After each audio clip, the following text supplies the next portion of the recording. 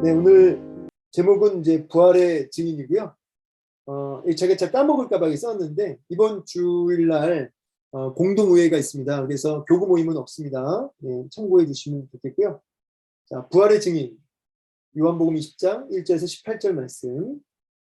이 부활에 대한 오늘 이제 주제입니다. 지금 고난 주간에 있지만 고난 주간에 특히 부활의 의미를 묵상하시면서 고난 주간을 이제 보냈으면 좋겠는데 부활의 의미가 뭔지 그리고 부활의 의미를 우리가 제대로 알았을 때 그것이 우리의 삶 속에 어떻게 적용되어지고 부활이 우리의 삶에 어떤 영향을 미치는지 이런 것들을 우리가 정확하게 깨닫고 적용이 되어야 한다는 거죠. 여러분 부활이 뭐냐? 부활이 가지고 있는 의미 얘기해봐라. 한번 순원들한테도 한번 물어보세요. 부활이 가지고 있는 의미가 뭐라고 생각하시느냐 한번 물어보십시오. 우리 기독교에서 제일 중요한 게 뭐냐면 부활이죠. 자, 복음하면 뭐죠? 복음하면 십자가와 부활 이 두 가지잖아요. 십자가의 의미, 부활의 의미 이 두 가지를 다 알아야 그 사람이 복음을 알고 있다. 복음을 믿고 있다라고 말씀할 수 있는 거죠. 자, 그래서 뭐 십자가 하면은 우리가 잘 얘기해요. 뭐 죄사함 얘기 잘 하죠. 근데 물론 이제 죄사함보다 먼저 있는 건 뭐냐면 하나님의 뜻을 이루는 어떤 하나님의 공의, 하나님의 뜻을 이루시는 언약의 성취, 그리고 하나님의 뜻을 이루시는 어떤 공의의 사역 이런 의미와 그 다음에 죄사함이라고 하는 십자가의 의미를 우리가 이제 이해할 수 있는데 이런 십자가의 의미는 우리가 많이들 잘 얘기해요. 그런데 부활에 대해서 얘기해봐라. 부활이 가지고 있는 의미가 뭐냐? 그리고 그것이 우리의 삶에 어떤 영향을 미치냐라고 했을 때는 굉장히 막막해하고 막연해야 한다는 거죠. 초대교회 성도들의 정체성은 십자가의 의미도 있지만 부활 쪽에 좀 더 포커스가 있었습니다.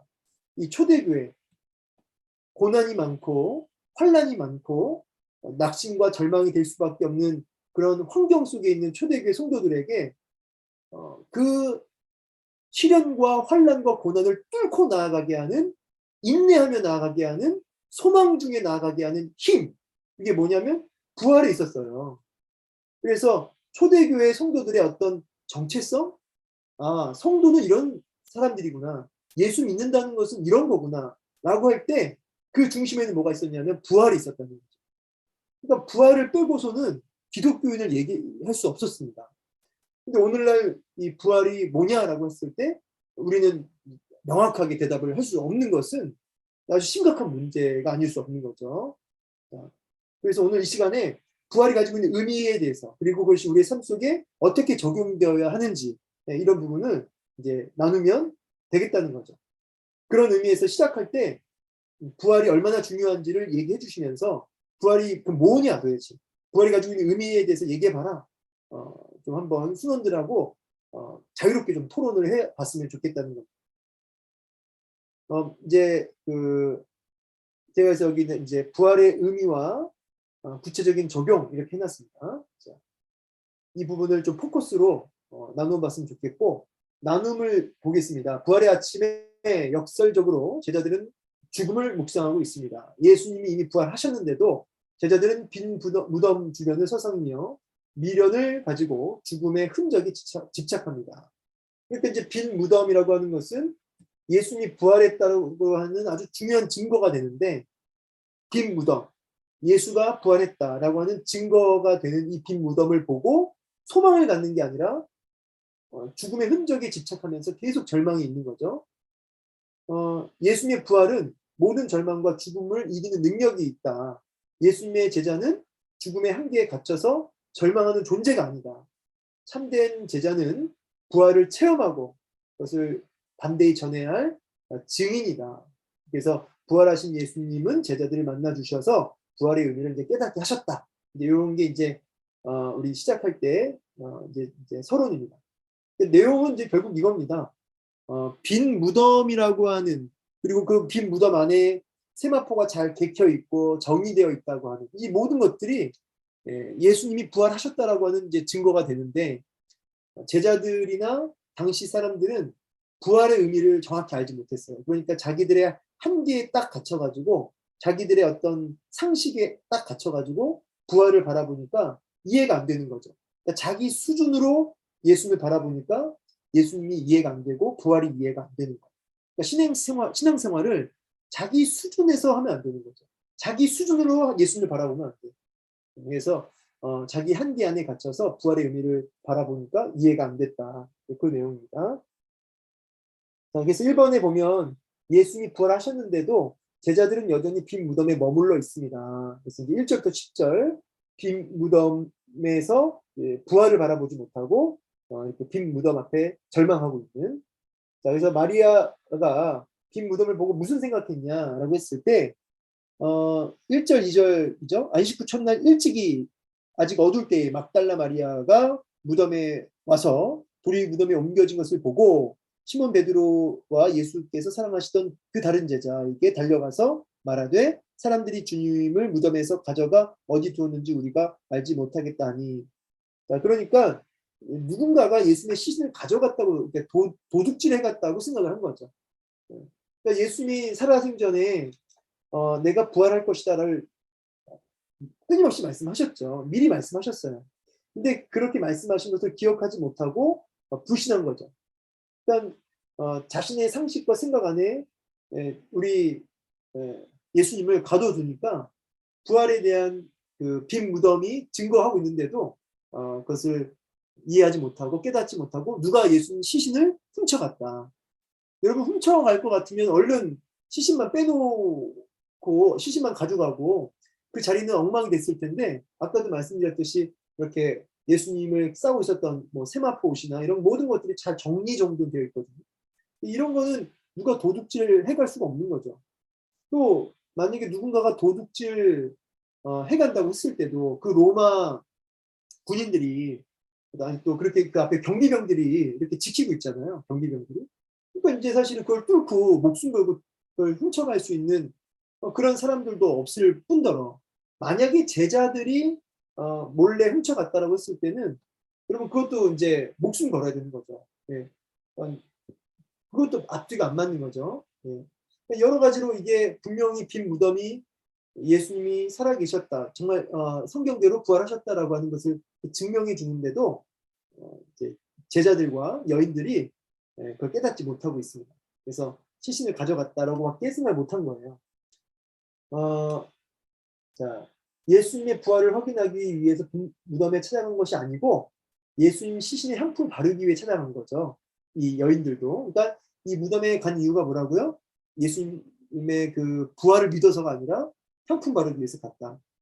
또 귀한 마음이긴 하지만 부활을 믿지 않은 거죠. 끝까지. 마가복음 16장을 보면은 그 마리아하고 여인들이 그 새벽에 예수님 시신에 향품을 발라주기 위해서 가면서도 걱정을 해요. 무슨 걱정을 하냐면 그 큰 돌문을 누가 옮겨줄까? 그걸 열어야지 들어가지 않겠습니까? 그래서 걱정하고 앉아 있는 거죠. 근데 다 이게 무슨 걱정이냐면 쓸데없는 걱정이죠. 예, 이게 부활을 믿지 못하니까 쓸데없는 걱정에 빠지게 되는 거죠. 그러니까 부활을 안 믿으면 이 불필요한 걱정에 사람이 이렇게 빠지게 됩니다. 딱 가보니까 어떻게 돼요? 이미 돌은 굴려져 있고 예수님의 시신은 없는 거죠.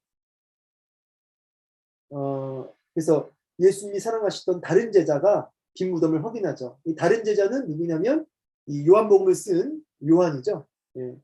요한이 무덤을 확인하고 어떤 반응을 보이냐면 8절 그때야 무덤에 먼저 갔던 그 다른 제자도 들어가 보고 믿더라 그래요. 그러니까 이제 그 여인들의 말을 듣고 스프링 이렇게 튀어 올라오듯이 베드로와 요한이 무덤으로 달려갔는데 요한이 먼저 갔어요. 아마 요한이 달리기를 잘했던 것 같아요. 베드로는 좀 뒤늦게 왔어요.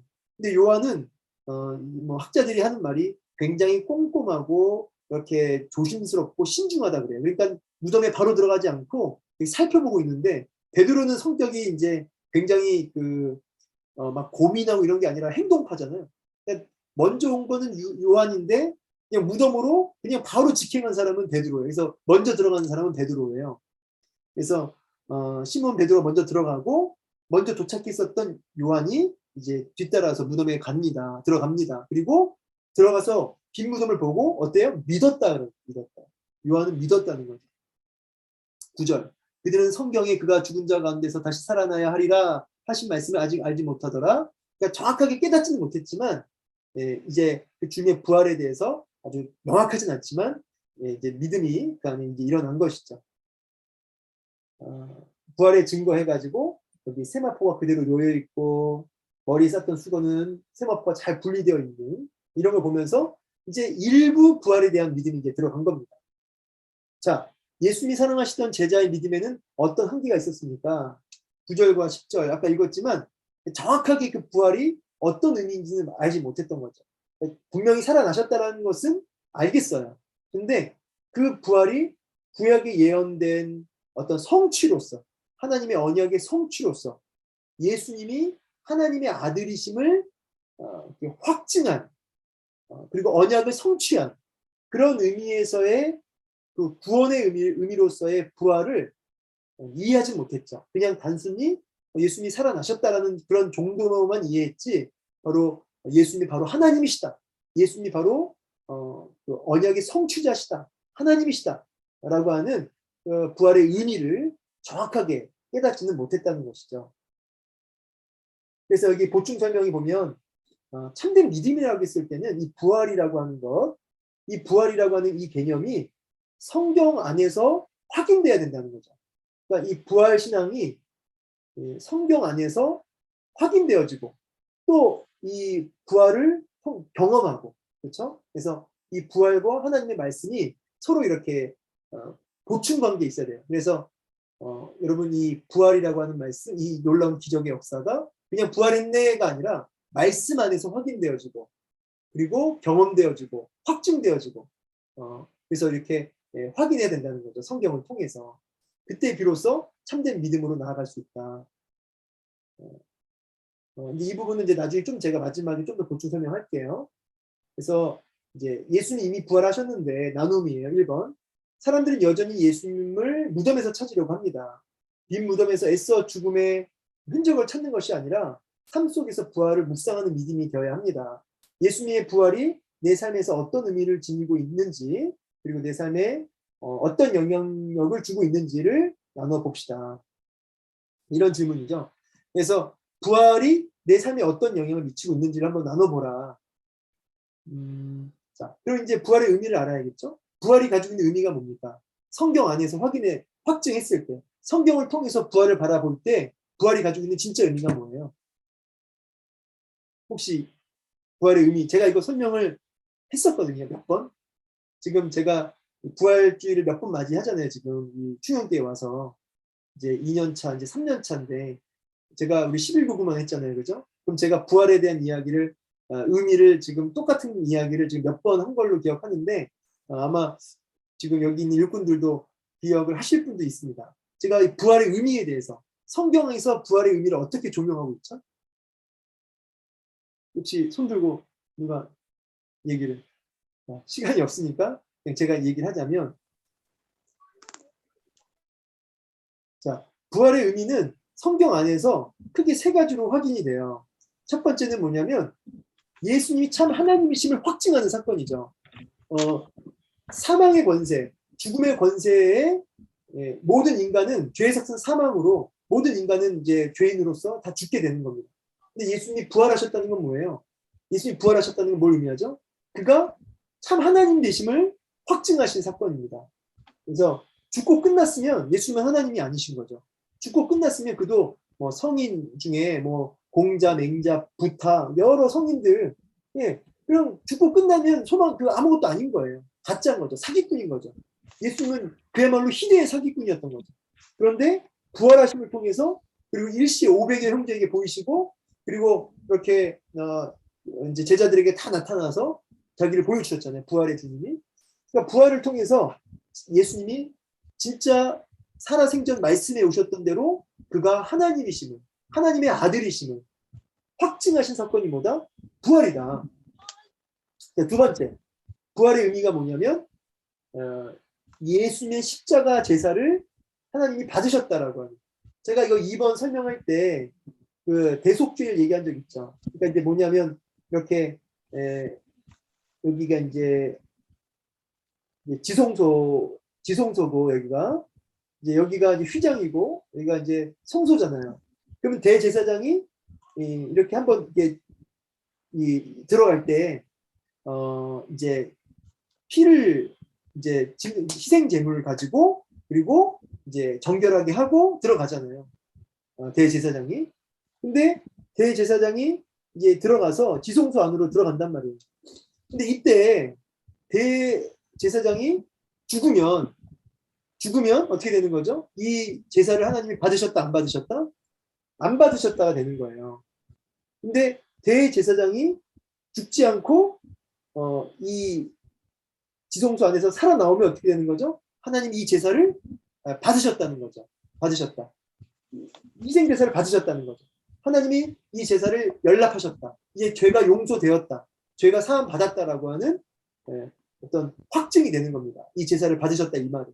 그래서 대제사장이 제사를 드리고 나올 때는 그야말로 기쁨이 가득한 거죠. 아, 하나님이 우리의 제사를 받아주셨구나. 그래서 우리가 이제 뭘 알 수 있냐면 예수님이 대제사장으로서 들어가신 겁니다. 대제사장으로서 지성소로 들어가신 거예요. 동시에 예수님이 희생 제물이 돼서 들어가신 거죠. 들어가셔서 그 제물로 드려주셨어요. 근데 하나님이 그걸 받으시고 예수님이 살아서 나오셨죠. 다시 나오셨습니다. 부활하셨습니다. 나오심을 통해서 확증한 거예요. 뭘 확증한 거죠? 하나님이 예수님의 그 십자가 희생 제사를 받으셨다. 우리를 용서하셨다. 우리의 죄가 씻겨졌다라고 하는 그 확증. 그래서 두 번째 부활의 의미는 뭐냐면 예수님의 그 십자가의 그 희생 제사를 하나님이 받으셨다. 우리의 죄가 용서되었다라고 하는 확증이 되는 겁니다. 세 번째는 뭐냐면 그 신약에 보면 예수님의 그 부활을 통해서 뭘 보여주신 거냐면 너도 부활한다 이 말이에요. 예수 그리스도 안에 있는 너도 부활한다. 그래서 예수님이 뭐라고 하냐면 신약 성경에 부활의 첫 열매라고 얘기하죠. 첫 열매. 그래서 부활은 이렇게 크게 세 가지 뭐 더 의미를 가지고 있겠지만 핵심은 이거예요. 예수님이 참 하나님이시다. 하나님의 아들이심을 확증했다. 그리고 예수님의 그 부활은 우리의 죄를 용서하셨다. 우리의 죄를 하나님 용서하셨다라고 하는 확증. 그리고 세 번째는 나도 이렇게 부활한다라고 하는 그런 증거가 바로 이 부활의 의미에 있습니다. 그래서 제자들이 모습이 어때요? 지금 환경은 어떻습니까? 환경은 낙심, 절망, 두려움, 불안, 공포.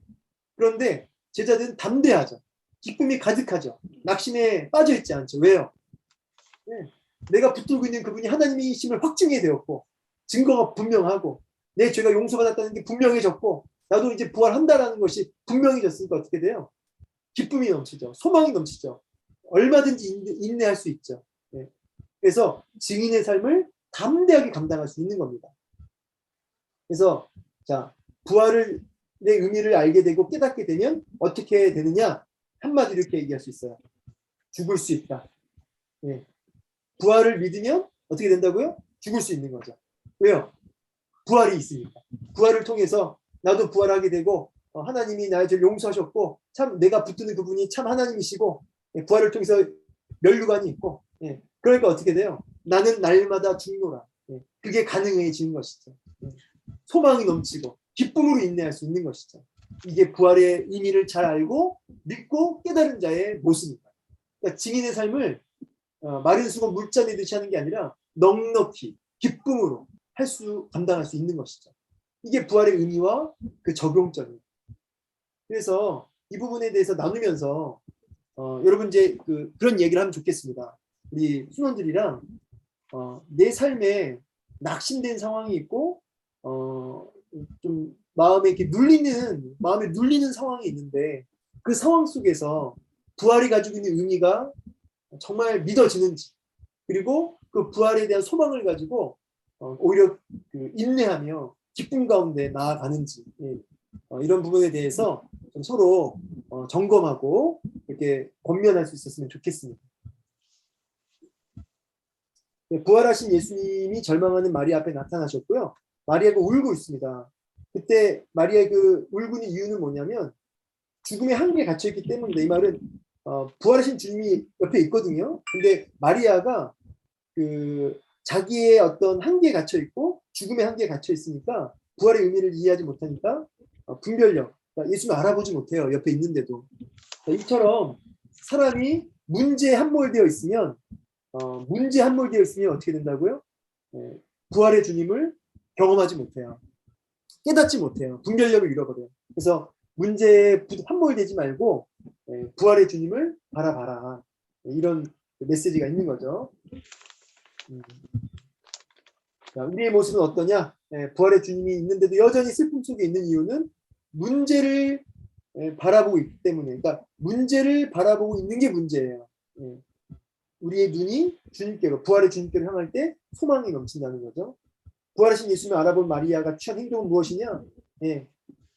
주님을 잡으려고 했죠. 근데 주님이 허락하지 않으시고 너 증인의 삶 감당해라. 빨리 가서 증거해라. 라고 주님이 명령하시죠. 그래서 여러분 부활을 믿는 자는 무슨 사명을 감당해야 됩니까? 증인의 사명을 감당해야 되는 것입니다. 자, 그래서 이제 마지막 복중 설명. 마리아야라고 이제 이름을 불러주시는데 양은 그의 음성을 듣나니 그가 자기 양의 이름을 각각 불러 인도하여 내느니라. 그래서 정말 부활의 증인들은 그 부활하신 주님의 음성을 듣고 그 음성에 반응하는 사람이죠. 그래서 문제에 붙들리는 사람이 아니라 주의 부활하신 주님의 음성에 반응하는 사람이다. 자, 그래서 나눔하면서 부활을 정말 믿는다고 한다면 문제에 집중하지 말고 부활의 주님께 우리의 시야를 돌려야 된다. 근데 여전히 혹시 내가 절망이 되어 있는 부분은 없는지를 나눠보라고 지금 이렇게 얘기하고 있습니다. 그래서 이제 부활의 증인으로서 어떻게 살아가야 할지 한번 세상 속에서 내가 증인으로서 내가 담대하게 어떻게 그 증인의 삶을 감당할지를 한번 좀 나눠보자. 이렇게 나눈 3가지가 있습니다. 이렇게 마무리가 되고요. 그래서 오늘 너무 이제 부활이라고 하는 게 너무너무 중요한데 이 나눔을 다 하실 필요는 없고 그냥 좀 간단하게 부활의 의미가 뭔지를 좀 같이 나눠보고 그리고 그것이 우리 삶에 어떻게 적용되어지는지를 그냥 나눠봤으면 좋겠어요. 그러면서 부활을 믿는데 왜 나는 이렇게 오늘도 현장에서 무너질 수밖에 없는가? 왜 내 마음에 기쁨이 없는가? 감격이 없는가? 그것을 한번 나눠보고 그 문제의 원인이 부활에 대한 소망이 우리 안에 믿음이 너무나 없기 때문이다. 문제에 집중되어 있기 때문이다. 이제 이런 부분에 대해서 같이 확인하고 기도할 수 있는 시간 되었으면 좋겠습니다.